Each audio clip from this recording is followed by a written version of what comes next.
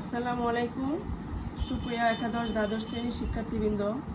আমি সাবিনা আক্তার খানম, প্রভাষক গণিত ডাক্তার আব্দুল মান্নান মহিলা কলেজ পটিয়াদি কিশোরগঞ্জের পক্ষ থেকে তোমাদের অনলাইন ক্লাসে স্বাগত জানাচ্ছি। আজকের বিষয় যুগজীকরণ, এটি দশম অধ্যায়। আজকে আমি 10-এর বীর 3-এর 1 নম্বর অঙ্কটি প্রথমে করব। দেখো কি দেওয়া আছে integration dx by 1 plus cos x। তো এটা ডাইরেক্ট সূত্র আমরা জানি 1 প্লাস cos 2x সমান অথবা 1 প্লাস cos 2 থিটা সমান 2 cos স্কোয়ার থিটা। আর 1 প্লাস cos 2 থিটা যদি 2 cos স্কোয়ার থিটা হয়, তো এখান থেকে 1 প্লাস cos থিটা সমান আমরা জানি 2 cos স্কোয়ার থিটা বাই 2। তাহলে 1 প্লাস cos x সমান হবে 2 cos স্কোয়ার x বাই 2। আমি ডাইরেক্ট সূত্র লিখে ফেললাম।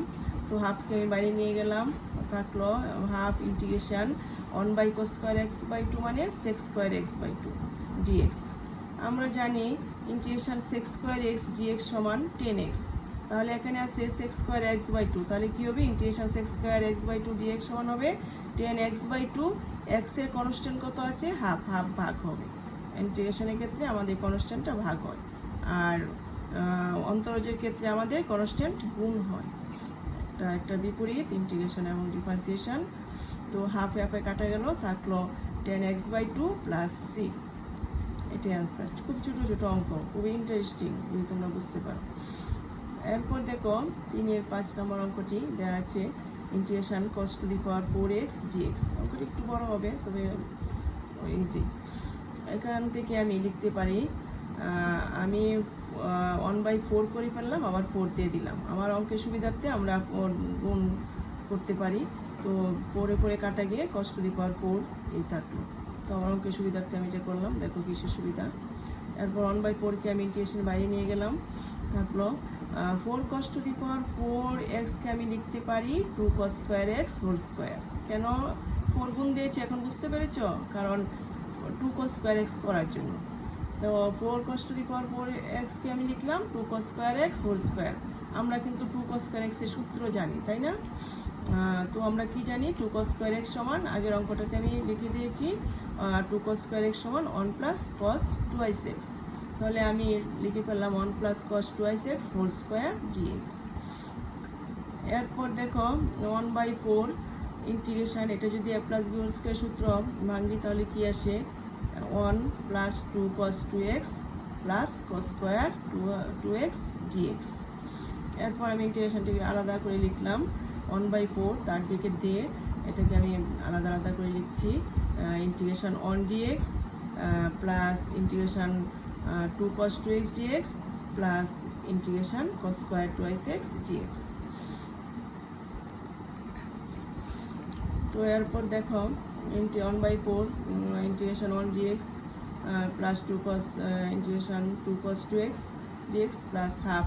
এখানে আবার cos স্কোয়ার sin স্কোয়ার থাকলে আমরা সবসময় খেয়াল রাখবো cos square x cos square 2x something থাকলে আমাদের ইন্টিগ্রেশন ডিফারেন্সিয়েশন, সেক্ষেত্রে আমরা কি করব? 2 দিয়ে গুণ দিয়ে এটাকে হাফ করে ফেলবো, তাতে আমাদের সূত্র পড়ে যাবে 2 cos square 2x 2 sin square 2x। আমাদের কি মনে আছে যে 2 cos স্কোয়ার 2x সমান কত? 1 প্লাস cos 2x। ঠিক তেমনি 2 sin স্কোয়ার যদি এখানে থাকতো, তাহলে এই 2 sin স্কোয়ার 2x সমান হলো 1 মাইনাস cos 2x। আমি তোমাদের আগে এগুলো লিখে দিয়েছি, ত্রিকোণমিতিতে পড়িয়েছি এগুলা।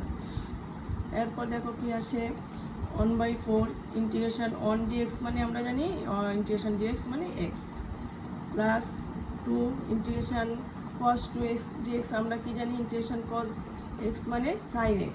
তো এখানে cos 2x যেহেতু আছে, তাহলে sin 2x হবে, আর 2 কনস্ট্যান্ট, x এর সাথে কনস্ট্যান্ট কত আছে? 2টা ভাগ হবে। এরপর হাফ 2 cos স্কোয়ার 2x সমান আমরা কি জানি 2 cos স্কোয়ার x সমান জানি আমরা 1 প্লাস cos 2x। তাহলে 2 cos স্কোয়ার 2x সমান কি হবে? 1 প্লাস cos 2 ইন্টু 2x মানে 1 প্লাস cos 4x। ওই সূত্র থেকে এটা আসছে dx। 1/4 third bracket x plus 2 কাটা গেল sin 2x প্লাস হাফ। এখানে দেখো ইন্টিগ্রেশন 1 dx কি করলে আমরা আগে করেছি, এই গত লাইনেই করেছি। ইন্টিগ্রেশন 1 dx মানে x আর প্লাস ইন্টিগ্রেশন cos 4x মানে cos 4x হবে sin 4x বাই কনস্ট্যান্ট কত আছে x এর 4 ভাগ হলো প্লাস c। তারপর দেখো 1/4 x প্লাস sin 2x, এখন ব্র্যাকেট উঠে দিলাম, plus half x plus 1/8 sin 4x plus c।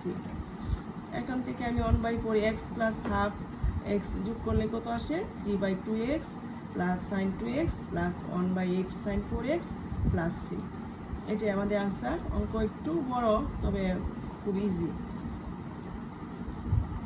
এরপর আমরা 4-এর 1 নম্বর, এখানে অনেকগুলো সিমিলার অঙ্ক অনেক আছে, আমি একটা অঙ্ক করে দিচ্ছি, তোমরা সেগুলো অন্যগুলো ভাষায় প্র্যাকটিস করবে। দেখো কি দেওয়া আছে, integration 5 cos 4x sin 3x dx।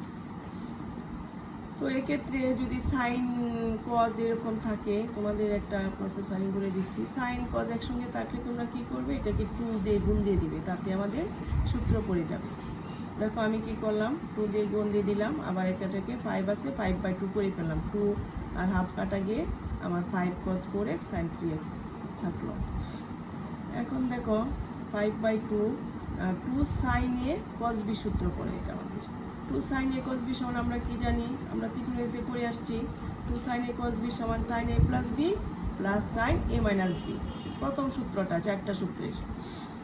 তো sin a plus b, এখানে a হলো 3x আর b হলো 4x, তাহলে কি হলো sin a plus b 3x plus 4x plus sin a minus b 3x minus 4x dx। 5/2 integration 3x 4x sin 7x আর sin 3x minus 4x মানে sin minus x।